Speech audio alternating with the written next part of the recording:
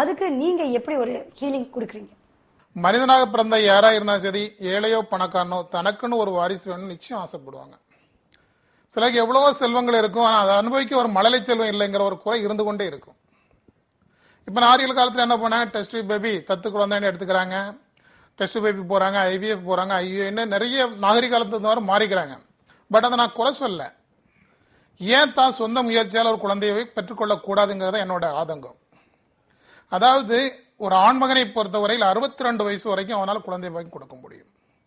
அவனுடைய விந்துக்களில் உயிரணுக்கள் இருக்கும் வரை, அது வீரியம் உள்ளதாக மாற்றும் வரை நிச்சயம் அவனால் குழந்தை பாக்கி கொடுக்க முடியும். இதே பெண்ணை பொறுத்தவரையில் 48 வயசு, அதாவது மெனோபாஸ், அதாவது மென்சஸ் நிற்கும் காலகட்டம் வரைக்கும், அதாவது மாதவிட நிற்கும் காலகட்டம் வரைக்கும் அவங்களால ஒரு குழந்தை பாக்கி கொடுக்க முடியும். குழந்தை இல்லாத காரணம் என்ன? நான் ஏற்கனவே சொன்னேன், எந்த ஒரு ஆண்மகனுக்கு ஆண்மை குறைவுங்கிற பிராப்ளம் இருக்குதோ அவனால ஒரு குழந்தையை உருவாக்கும் அளவுக்கு விந்தணுவில் உயிரணுக்களில் வீரிய சக்தி இல்லாமல் காணப்படும். அடுத்தது பாத்தீங்கன்னா பெண்களுக்கு எப்படி இருப்போம்னா, அவங்கள அந்த பூப்பெய்திய காலத்து முதல் இன்று வரைக்கும் மென்சஸ் ப்ராப்ளம் இருக்கும், சிலவங்க வெள்ளைப்படுதல் இருக்கும். அது ஆரம்ப ஸ்டேஜிலே பார்த்துடணும். இப்போ ஆண்களை பொறுத்தவரை எந்த மாதிரி பாதிப்பு இருந்து பார்த்தீங்கன்னா, உயிரணுக்கள் இல்லாமை, அதாவது எசோஸ்பிரிமியம் கண்டிஷன் நிறைய பேர் இருக்கிறாங்க. இன்னும் சிலர் பார்த்தீங்கன்னா உயிரணுக்கள் இருக்கும், ஆனால் அந்த அளவுக்கு வீரியம் உள்ளதா இருக்காது. 1 மில்லியன் 2 மில்லியன் இருக்கும், சிலவங்க லட்சக்கணக்காக கூட இருக்கும். ஒரு ஆண் மகனுக்கு உயிரணுக்கள் தேவை 60 முதல் 120 மில்லியன் கவுண்டிங் தேவை. எபவ் 75% மோட்டிலிட்டி பவர் தேவை. இது சில சமயத்தில் பார்த்தீங்கன்னா சிலவங்களுக்கு 1 மில்லியன் 2 மில்லியன் இருக்கும், சிலவங்களுக்கு பார்த்தீங்கன்னா உயிரணுக்கள் இல்லாமலே இருக்கும் எசோஸ்பிரிமியம் கண்டிஷன்ல. இப்படிப்பட்டவங்க எந்த மாதிரி சிகிச்சை அளிக்கணும், இது எந்த மாதிரி பாதிப்பு இவங்களுக்கு வந்ததுங்கிற கண்டறியணும். அது இப்போ சிலவருக்கு என்ன பார்த்தீங்கன்னா, சின்ன வயசுல அவங்க போதைப் பொருட்கள் யூஸ் பண்ணிருப்பாங்க, நிக்கோட்டின் அதிகமாக இந்த மாதிரி வந்திருக்கலாம். அடுத்தபட்சம் பார்த்தீங்கன்னா சிவியரான நோய்கள் வந்திருக்கலாம், சிக்கன் பாக்ஸ், மலேரியா, நிமோனியா, இப்படி வந்த நோய்கள் வந்த சமயத்தில் என்ன பண்ணிருப்பாங்கன்னா தகுந்த சிகிச்சை எடுத்திருக்க மாட்டாங்க. அப்படி எடுக்காத பட்சத்தில் உங்களுக்கு இந்த உயிரணுக்கள் இல்லாமல் போறதுக்கு காரணம் உண்டு. நோய்களே மிகவும் கொடிய நோய்னு சொல்ல போனால் இந்த சிக்கன் பாக்ஸ் ஒரு முறை வந்தால் அதுக்கு தகுந்த சிகிச்சை கண்டிப்பா எடுத்துடணும். நிறைய பேர் எடுக்கிறது கிடையாது. இதனால என்ன, உயிரணுக்கள் இல்லாமங்கிற கண்டிஷன்ல போயிடுது. இன்னும் சில ஆண்களுக்கு பேர் வெரிகோசல் கட்டிகள் இருக்கும், விதையில இருந்து உயிரணுக்கள் வர்ற பாதையில வெரிகோசல் முடிச்சுகள் இருக்கும். இது அலோபதியில் என்ன பண்ணா உடனே போறாங்க, ஆபரேஷன் பண்றாங்க, ஆபரேஷன் பண்ணி அதை ரிமூவ் பண்றாங்க. அதுக்கு 3 மாசத்துல திரும்ப அந்த கட்டி வந்துருது. நிறைய கேஸ் என்கிட்ட வந்திருக்கிறாங்க, நிறைய பேஷண்ட் வந்திருக்கிறாங்க. இன்னும் சில பார்த்தீங்கன்னா ஹைட்ரோசில் ப்ராப்ளம் இருக்கும். ஹைட்ரோசில்ங்கிற நீர் வந்து சுரந்து விதைகள் வீக்கம் இருக்கும், பார்த்துருப்பாங்க நிறைய பேர் பேஷண்ட் நீங்க பார்த்துருக்கலாம். அவங்களுக்கு விதையில வீக்கம் இருந்தால் உடனே ஒரு டாக்டர் அணுங்க, அன்னைக்கு அதுக்கு தக்க மருந்து சிகிச்சை எடுத்து நிச்சயமா அவங்களால குழந்தை பாக்கியம் கொடுக்க முடியும். ஆண்களை பொறுத்தவரை பெரிய பாதிப்பு எதுவும் சொல்ல வாய்ப்பு கிடையாது, தானா ஏற்படுத்துகிற பாதிப்பு தான் பாதிப்பு.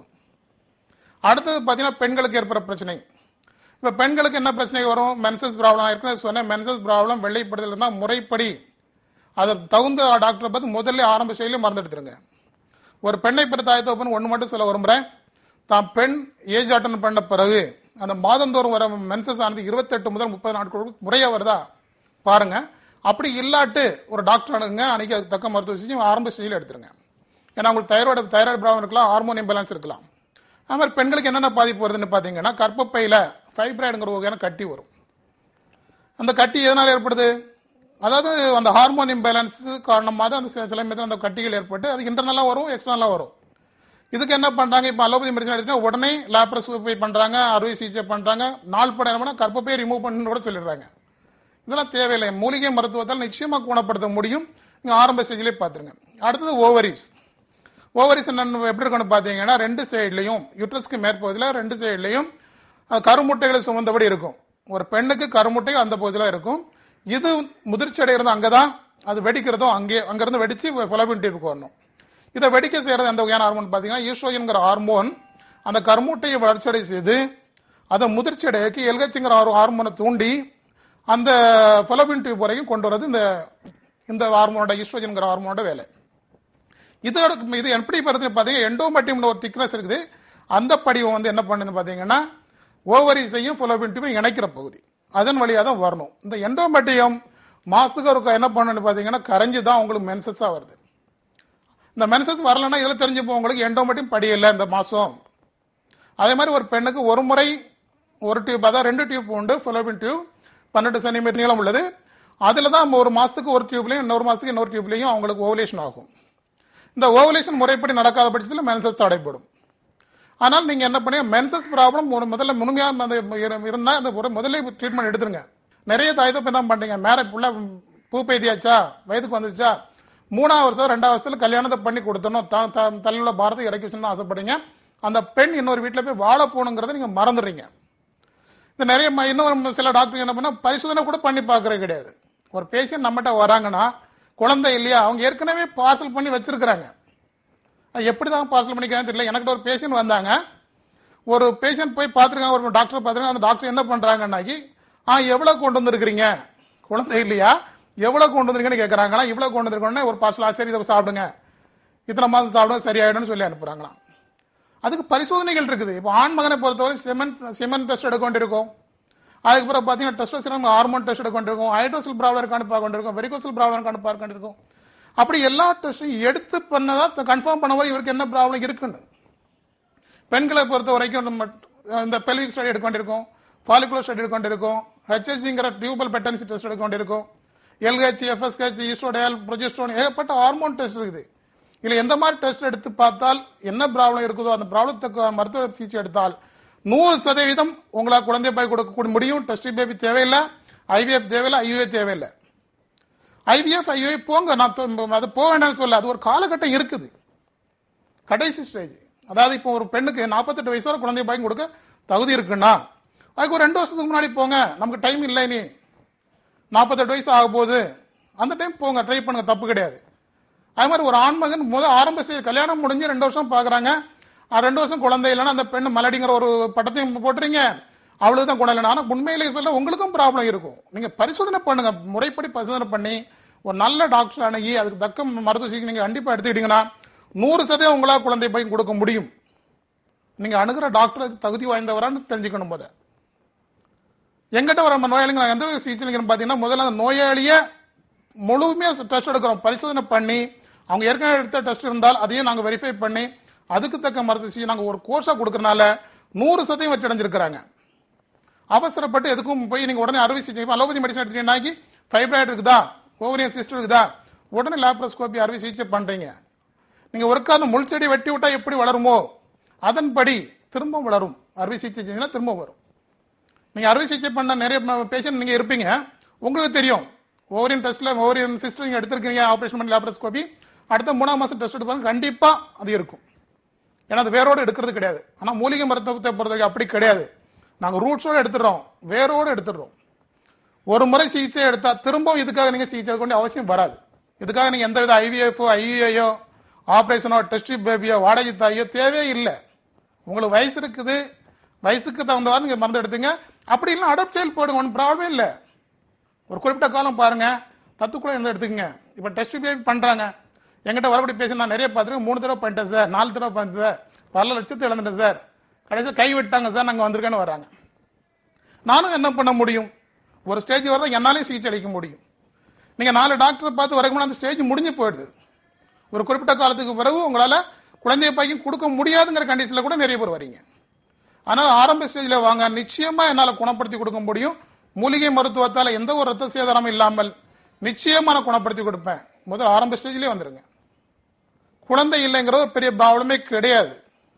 மூலிகை மருத்துவத்தால் 100% குணப்படுத்த முடியும். ஆண்மை குறைவு, நரம்பு தளர்ச்சி, கனவிலும் சிறுநீரிலும் சக்தி வீணாகுதல், கண்கள் குழி விழுந்து கன்னம் ஒட்டி போதல், உறுப்பு போதிய வளர்ச்சியின்மை, எழுச்சியின்மை, எழுச்சி நீடிக்காமை, சக்தி குறைவு, விரைந்து வெளிப்படுதல், உறவில் திருப்தியின்மை, மீண்டும் இயலாமை, உறவின் போது நடுக்கம், பயம், படபடப்பு, வெட்கம், அதிக சோர்வு மற்றும் சர்க்கரை வியாதியால் ஏற்படும் ஆண்மை குறைவு போன்ற பிரச்சினைகளுக்கு இவர்களின் 1 முதல் 3 மாத சிகிச்சையால் நிரந்தர தீர்வு பெறலாம். மூலிகை மருத்துவத்தில் ஓர் மாபெரும் சாதனை.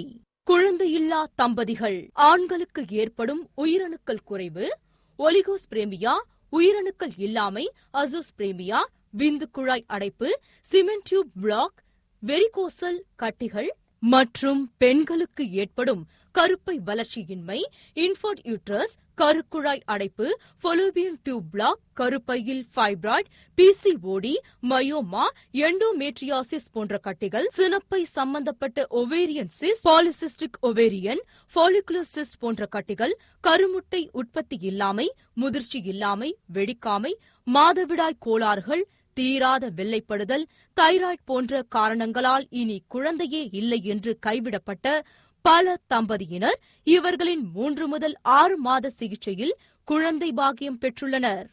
வயதுக்கு வராமை மற்றும் மார்பக வளர்ச்சி இல்லாமை.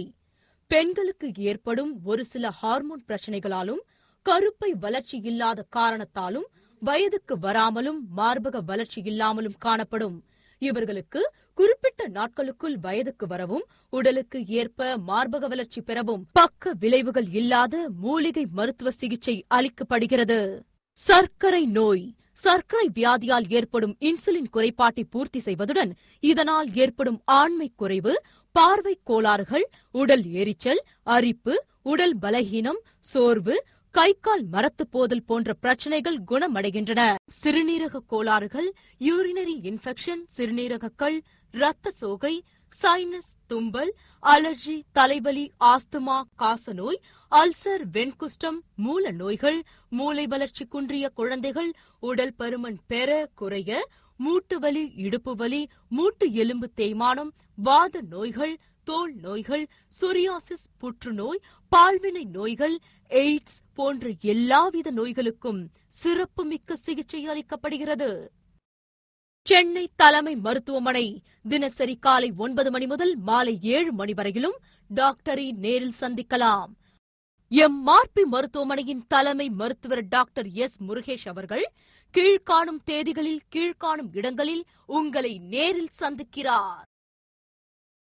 டாக்டரின் மும்பை விஜயம் ஒவ்வொரு மாதமும் 5ஆம் தேதி மதியம் 12 மணி முதல் இரவு 7 மணி வரை மற்றும் 6ஆம் தேதி காலை 7 மணி முதல் 12 மணி வரை ஹோட்டல் பாந்த்ரா ரெசிடென்சி, பாந்த்ரா ரயில் நிலையம் அருகில். டாக்டரின் பாண்டிச்சேரி விஜயம் ஒவ்வொரு மாதமும் 10ஆம் தேதி காலை 8 மணி முதல் 10 மணி வரை ஹோட்டல் ஸ்ரீ சப்தகிரி புது பஸ் நிலையம் எதிரில்.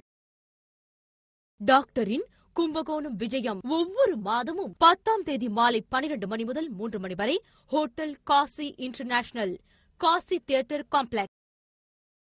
டாக்டரின் திருச்சி விஜயம் ஒவ்வொரு மாதமும் 11ஆம் தேதி காலை 7 மணி முதல் 10 மணி வரை ஹோட்டல் ஆனந்த், மத்திய பேருந்து நிலையம் அருகில். டாக்டரின் கரூர் விஜயம் ஒவ்வொரு மாதமும் 11ஆம் தேதி மாலை 12 மணி முதல் 3 மணி வரை ஹோட்டல் ஆர்த்தி, தின்னப்பா தியேட்டர் அருகில்.